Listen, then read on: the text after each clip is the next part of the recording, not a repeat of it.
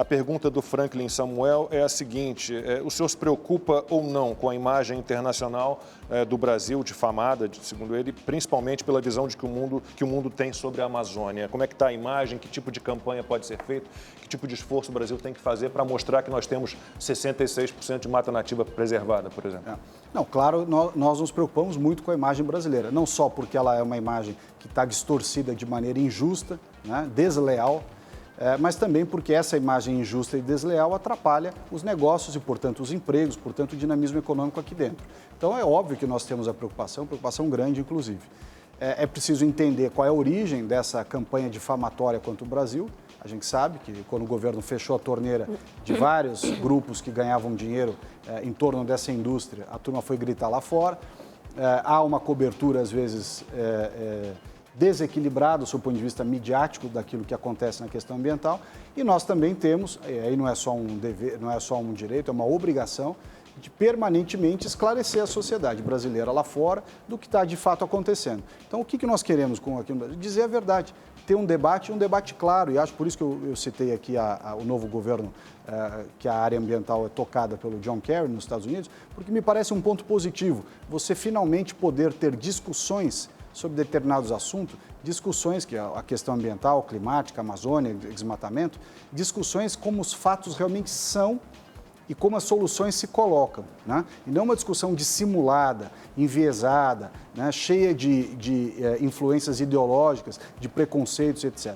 Então, se a gente puder, de fato, discutir a questão ambiental, os dilemas que estão à nossa frente e como resolvê-los, nós vamos trazer para participar, assim como no Adote um Parque, aqueles que de fato se comprometem e vamos escantear de lado aqueles que usam o assunto só como uma espécie de alavanca para a sua demagogia ou para o seu politicamente correto. Eu acho que quando se fala em ideologia, está em todos os lados, né? Eu acho que no lado de quem critica, vocês podem acusar de ideológico, mas no lado de quem defende, do governo também pode se acusar de ideologia, né? Por exemplo, os órgãos, o senhor estava falando sobre órgãos de fiscalização, o senhor fez a pergunta, IBAMA, ICMBio, os ambientalistas dizem que houve um verdadeiro desmonte na sua gestão, né? Que 21 dos 27 superintendentes do IBAMA foram exonerados, né? Houve uma redução no ano passado. Exonerados não. Você assume um ministério, você é ministra, você é obrigado a trabalhar com 27 ministros ou superintendentes do governo do PT? É meu direito trocar o superintendente. Isso não é esvaziamento nenhum. É lógico que é seu direito, mas a questão, eu acho que é sobre quem ocupou esses cargos, né? Porque, por exemplo, houve muitos militares que ocuparam esses cargos. Qual o problema de ser militares? Policiais militares. Por que o preconceito contra os militares? Não existe preconceito nenhum. Claro que só a própria narrativa. Existe, não é narrativa. A própria narrativa é preconceituosa contra os militares. Se você tem servidores de carreira, técnicos que trabalhavam nesses órgãos, de repente eles são substituídos por pessoas menos qualificadas no sentido de entenderem menos sobre meio ambiente, de terem menos experiência. Policiais militares entendem tanto Polícia quanto Militar servidores Ambiental técnicos. do Estado de São Paulo é extremamente qualificada.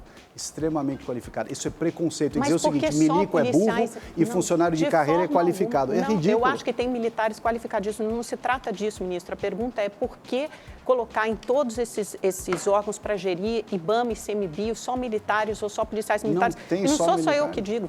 Agora, um militar que acabou de sair do IBAMA fez duras críticas à sua gestão. Deixa eu lhe dizer uma coisa. Grosso.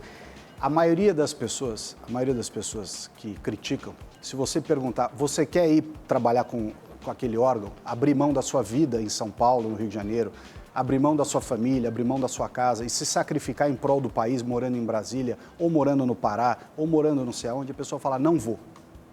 Então, os que criticam não largam a boquinha, não largam o Leblon, os Jardins, o Itaim, a Vila Madalena, para ir trabalhar lá em Brasília. É a primeira coisa. Segundo, essas mesmas pessoas que criticam, quando eu pergunto qual é o problema do policial militar ambiental, polícia militar ambiental, uma vida inteira dedicada ao combate à criminalidade na área ambiental. Não é milico. Então, há um preconceito contra o policial militar como se o fato do sujeito ser policial o desqualificasse. Então, essa é a segunda coisa. Mas o fato de ser um servidor técnico desqualifica também? Não, claro que não. Mas o servidor técnico está lá na função dele. Os cargos que você está citando são cargos de confiança. Os 27 superintendentes estaduais do IBAMA são cargos de confiança. Portanto, quem tem que confiar naquele que é apontado? Sou eu. Se fosse para ser da confiança do PT, era na época que o Haddad era candidato. No governo do Bolsonaro, quem escolhe as pessoas de confiança são as pessoas que são ministros do Bolsonaro.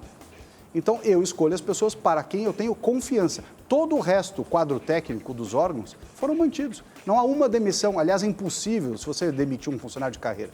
Então, só uma pessoa que não conhece o setor público para dizer que houve desmonte. Desmonte do quê? A pessoa é concursada. Ela não pode ser demitida, nem que eu quisesse.